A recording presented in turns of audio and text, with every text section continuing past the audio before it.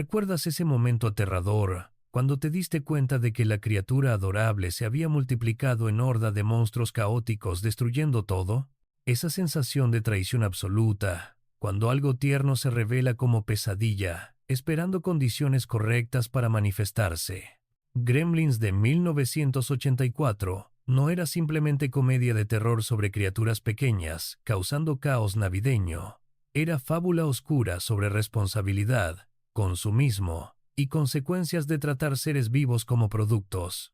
Joe Dante dirigió esta película con equilibrio perfecto entre humor negro y horror genuino, que confundió estudios completamente. No sabían si estaban vendiendo película familiar o pesadilla que traumatizaría a niños. Resulta que era ambas cosas, y esa ambigüedad era exactamente lo que la hacía especial. Steven Spielberg produjo Gremlins durante su periodo más creativo de los 80.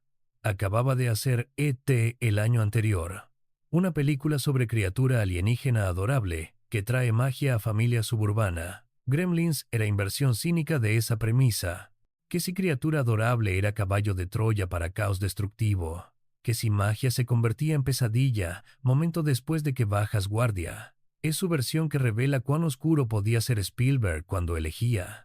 Cuánto disfrutaba desafiando expectativas de audiencias que asumían que todo lo que tocaba sería reconfortante. Cuando se estrenó en junio de 1984, Gremlins se convirtió en fenómeno cultural instantáneo. Recaudó 153 millones contra presupuesto de 11 millones. Era hit masivo que generó mercancía interminable.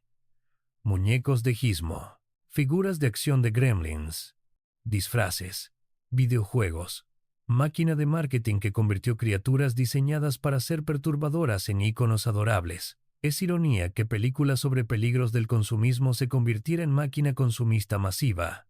Pero esa es Hollywood, siempre encontrando forma de monetizar crítica de monetización. Hoy vamos a explorar 35 datos sobre esta obra maestra de horror cómico que redefinió qué significaba película apta para familia. Porque hay razones específicas por las que Gremlins permanece aterrador y divertido 40 años después. Y la mayoría involucran decisiones que estudios modernos nunca permitirían. Empecemos con el dato más importante. Gremlins fue una de 2 películas que causaron creación de clasificación PG-13. La otra fue Indiana Jones y el Templo de la Perdición. Ambas producidas por Spielberg. Ambas estrenadas en verano de 1984. Ambas conteniendo violencia que era demasiado intensa para clasificación PG pero no suficientemente explícita para R. Padres llevaban a niños esperando aventura familiar estilo E.T. Lo que conseguían era Gremlins siendo licuados en procesadores, explotados en microondas, decapitados, derretidos. Es violencia caricaturesca pero visceralmente perturbadora, especialmente para niños pequeños sin contexto para procesar intensidad. Hubo protestas masivas de padres que se sintieron engañados por marketing. Estudios se dieron cuenta de que necesitaban categoría intermedia, algo que advirtiera a padres sin hacer película prohibida para adolescentes. Y así nació PG-13, gracias directamente a excesos creativos de Spielberg. El guión fue escrito por Chris Columbus, quien posteriormente dirigiría Mi pobre angelito. Columbus tenía 25 años cuando escribió Gremlins. Era guión spec, que escribió sin garantía de venta, basado parcialmente en experiencias de su infancia, con mascotas exóticas, y parcialmente en fascinación, con criaturas de folclore europeo. Gremlins eran originalmente espíritus traviesos que saboteaban aviones durante Segunda Guerra Mundial. Pilotos los culpaban por fallas mecánicas inexplicables. Columbus tomó ese concepto y lo convirtió en pesadilla suburbana navideña. El guión original era considerablemente más oscuro que película final. Incluía muerte de madre de Billy, decapitada por Gremlins mientras niño observaba impotente. Spielberg leyó guión y amó su oscuridad, pero reconoció que ciertos elementos necesitaban suavizarse para ser comercialmente viables. Entonces trabajó con Columbus para encontrar balance. Mantener Edge oscuro pero eliminar crueldad gratuita que alienaría audiencias completamente. Es tipo de curación editorial que Spielberg era maestro, sabiendo exactamente cuánto podías empujar límites antes de romper conexión con audiencia. Zach Galligan fue elegido como Billy Peltzer, el protagonista adolescente que recibe Gizmo como regalo navideño. Galligan tenía 21 años. Era relativamente desconocido. Había hecho principalmente teatro. Joe Dante lo eligió específicamente porque tenía cualidad de everyman. Nada particularmente especial o heroico. Solo chico ordinario de pueblo pequeño, tratando de manejar situación extraordinaria. Es mismo arquetipo que funcionó en películas de Spielberg. Persona normal como punto de entrada a lo fantástico. Galligan da a Billy sinceridad genuina. Puedes creer que realmente se preocupa por Gizmo, que se siente responsable por caos que accidentalmente desató. Phoebe Cates interpretaba a Kate, la novia de Billy con monólogo navideño más oscuro en historia del cine familiar. Kate era actriz ascendente, conocida principalmente por papeles en comedias adolescentes. Dante le dio personaje con profundidad inesperada. Kate parece ser típica chica dulce de pueblo pequeño, pero tiene trauma oscuro relacionado con Navidad. Su monólogo explicando por qué odia la temporada es obra maestra de humor negro. Cuenta historia de cómo su padre murió, atascado en chimenea disfrazado de Santa Claus. Su cuerpo no fue descubierto hasta días después, comenzando a descomponerse. Es momento tan tonalmente extraño que no sabes si reír o horrorizarte. Cates lo entrega con sinceridad absoluta, sin guiño a cámara, tratando material ridículo como tragedia genuina, y de alguna manera funciona, porque establece que esta película opera en realidad, donde cosas terribles suceden sin razón, donde Navidad no es necesariamente mágica, puede ser devastadora si circunstancias alinean incorrectamente. Es su versión de sentimentalismo navideño que hace película más interesante que comedia de criaturas ordinaria. Ahora hablemos de Gizmo y los Gremlins mismos. ¿Cómo fueron creados físicamente? Chris Wallace diseñó criaturas usando combinación de animatronics y marionetas. Gizmo era principalmente marioneta operada por titiriteros fuera de cuadro. Sus ojos grandes y expresivos eran controlados mediante cables delicados. Cada movimiento requería coordinación entre múltiples operadores. Uno controlando ojos, otro controlando boca, otro controlando orejas. Es coreografía compleja que resulta en criatura que se siente viva, porque movimientos tienen peso físico. No son animación suave de CG, son mecánicos con imperfecciones que cerebro lee como orgánicas. Los Gremlins, después de transformación, eran igualmente prácticos. Docenas de marionetas individuales, cada una con personalidad ligeramente diferente. Algunos eran marionetas completas, otros eran trajes usados por actores pequeños. Para tomas de multitudes, usaban versiones más simples sin articulación completa, pero primeros planos usaban marionetas sofisticadas con expresiones faciales detalladas. El líder Stripe tenía cresta blanca distintiva, era marioneta más compleja con rango expresivo mayor, porque necesitaba ser villano creíble, no solo monstruo genérico. La decisión de hacer criaturas prácticamente en lugar de usar efectos ópticos disponibles era crucial, porque actores podían interactuar con objetos físicos reales. Zach Galligan realmente sostenía Gizmo, realmente veía gremlins moviéndose delante de él. Esa interacción genera actuaciones auténticas.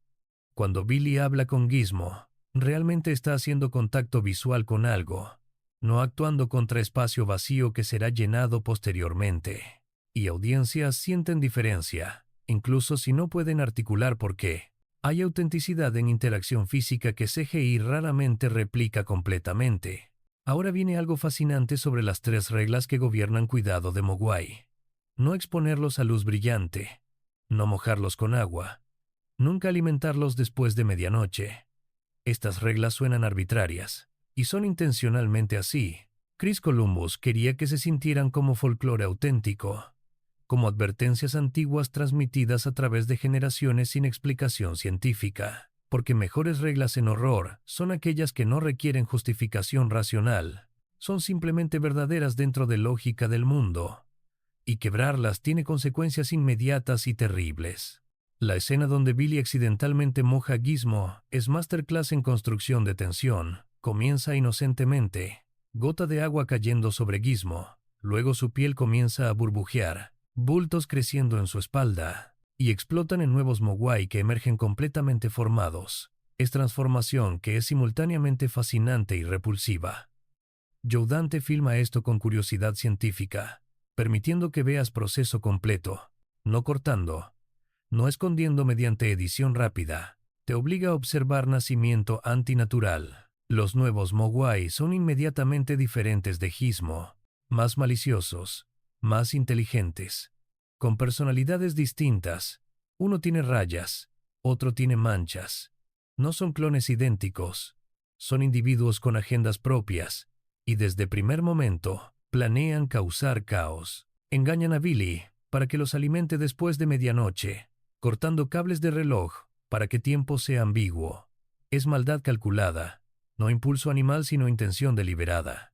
Hace que su transformación en gremlins se sienta como revelación de naturaleza verdadera, no corrupción de inocencia. La secuencia de transformación de Mogwai a gremlin es una de piezas más efectivas de horror corporal en película mainstream.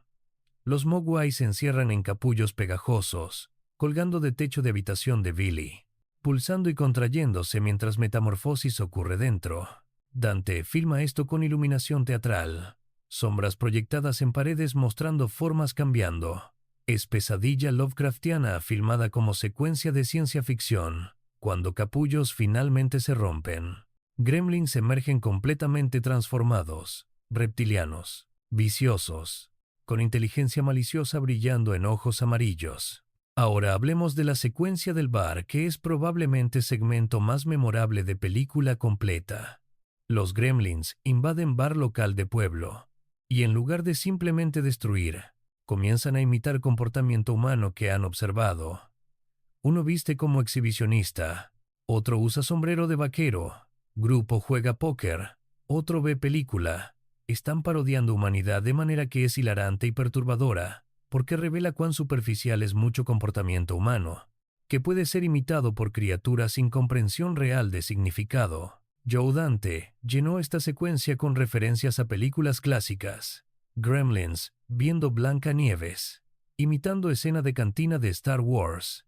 Es Playground para director cinéfilo que adora meter easter eggs, pero no son referencias vacías. Cada una comenta sobre naturaleza de gremlins como consumidores y parodistas de cultura. No crean nada original, solo distorsionan y destruyen lo que observan. Es crítica de consumismo disfrazada como comedia slapstick. Gremlins como metáfora de audiencias consumiendo entretenimiento sin pensamiento crítico. La muerte de Gremlins es donde película realmente empuja límites de lo aceptable para clasificación PG. Stripe es licuado en procesador de alimentos. Puedes ver su rostro distorsionándose en cuchillas, sangre verde salpicando. Otro gremlin explota en microondas. Cámara muestra interior mientras criatura se hincha grotescamente antes de detonar. Es violencia caricaturesca, pero filmada con detalle suficiente, que es genuinamente perturbadora. Dante caminaba línea muy delgada, haciendo muertes lo suficientemente exageradas para ser cómicas, pero suficientemente viscerales para tener impacto. Padres en 1984 no estaban preparados para este nivel de violencia en película que comercializaba juguetes para niños. Había desconexión masiva entre marketing y contenido actual. Pósters mostraban Gizmo siendo adorable. Trailers enfatizaban comedia, pero película contenía horror legítimo que traumatizaba a niños pequeños. Mi propia generación está llena de personas que recuerdan Gremlins como experiencia formativa de terror. Primera vez que película los asustó genuinamente. Y ese miedo estaba mezclado con fascinación. Querías apartar vista pero no podías. Ahora hablemos del comentario social que película hace sobre pueblos pequeños americanos. Kingston Falls es presentado inicialmente como idilio normativo, pintoresco, seguro, donde todos conocen a todos. Es misma fantasía que Frank Capra vendía en Qué bello es vivir. Pero Dante sistemáticamente deconstruye esa fantasía, mostrando codicia debajo de superficie. El banquero villano que quiere cerrar negocios locales, las tensiones de clase entre ricos y trabajadores, el racismo casual del científico asiático siendo tratado como exótico. Kingston Falls es Norman Rockwell con podredumbre debajo de pintura, y cuando gremlins atacan, revelan que civilidad de pueblo pequeño es fachada delgada. Personas se vuelven egoístas, pánico reemplaza comunidad, cada uno por sí mismo en lugar de apoyo mutuo. Es visión cínica que contrasta completamente con optimismo de T. Spielberg, produciendo ambas, revela su rango. Podía ser sentimentalismo sincero, y también podía ser sátira mordaz de mismas estructuras que otras películas celebraban. Gremlins es su lado oscuro, preguntando qué sucede cuando cuestionas narrativa reconfortante de América suburbana. El personaje del inventor padre de Billy es clave para este comentario, interpretado por Hoyt Axton. Es soñador que constantemente inventa artilugios que nunca funcionan.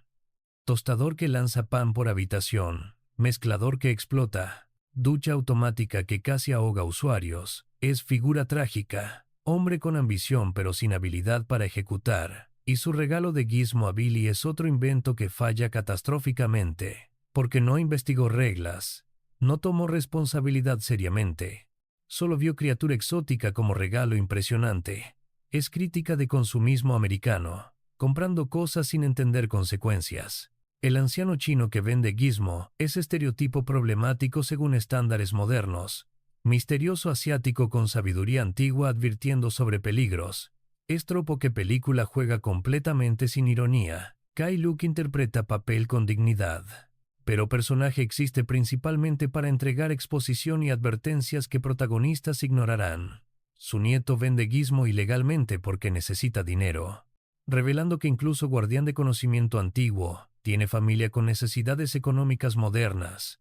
Es detalle humanizante, pero no suficiente para salvar personaje de ser principalmente dispositivo narrativo.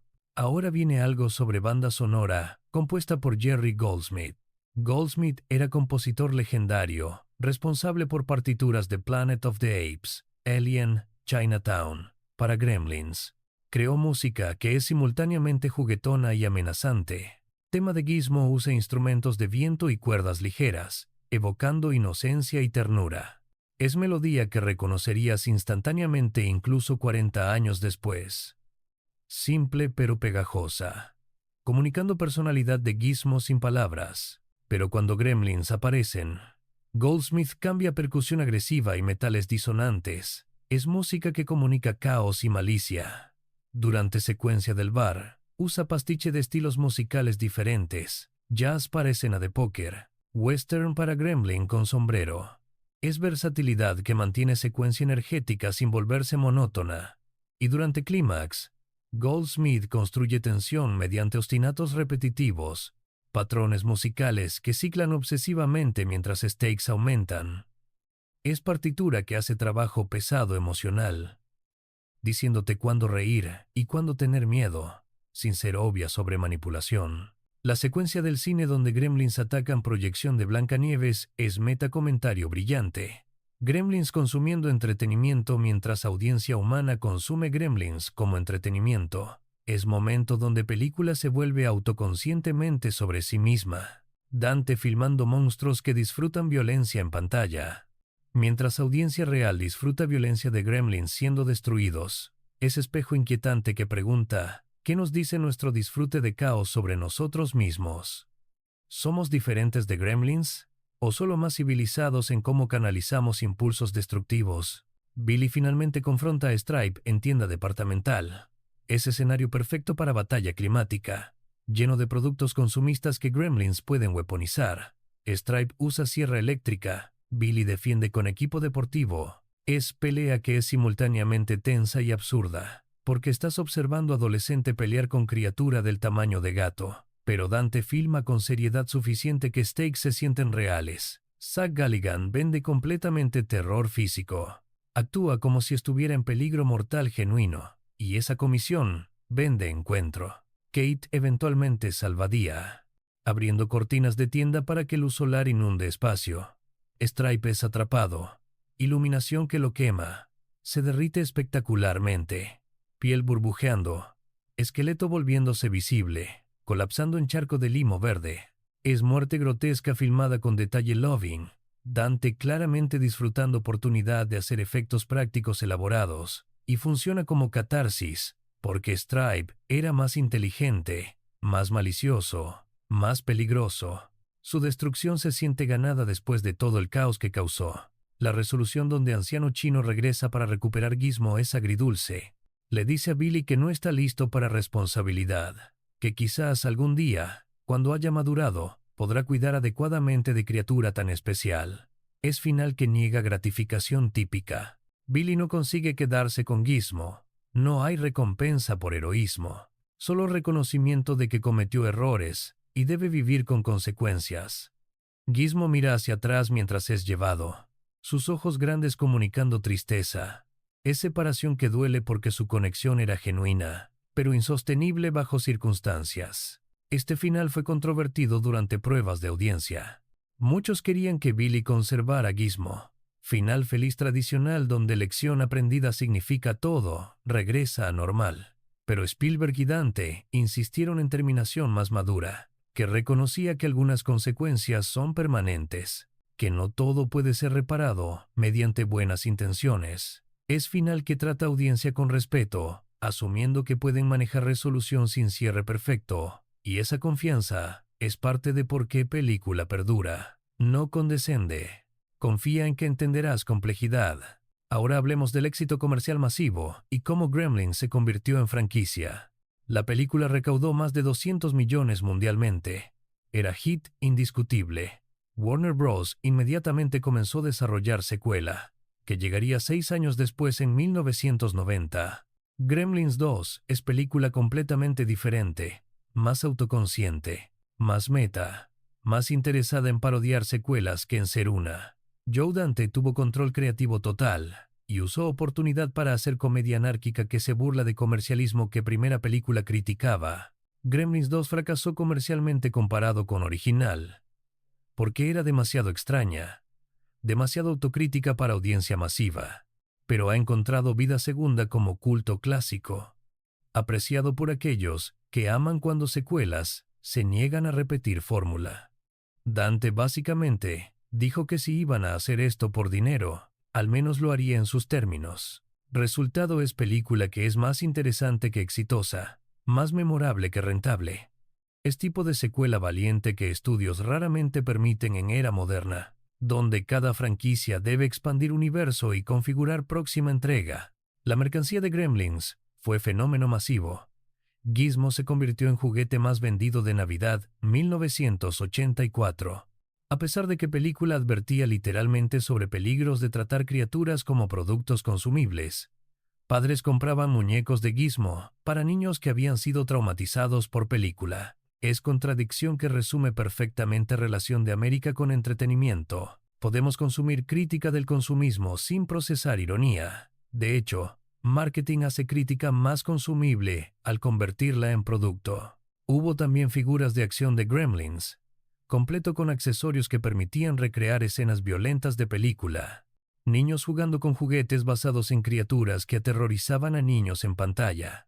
Es loop extraño de violencia mediada, donde trauma se convierte en juego, se convierte en nostalgia, se convierte en commodity. Dante ha hablado sobre incomodidad con esto, sabiendo que película que pretendía criticar consumismo se convirtió en máquina consumista, pero también reconociendo que así funciona industria, que crítica será siempre cooptada y vendida de vuelta a ti. Ahora viene algo sobre clasificación de película y controversia que generó. Gremlins recibió PG inicialmente, pero después de quejas masivas de padres, presión aumentó para crear nueva categoría. La MPAA resistió inicialmente, argumentando que sistema binario de PG y R funcionaba adecuadamente. Pero cuando Indiana Jones y el Templo de la Perdición se estrenó semanas después con violencia igualmente intensa, quedó claro que brecha existía.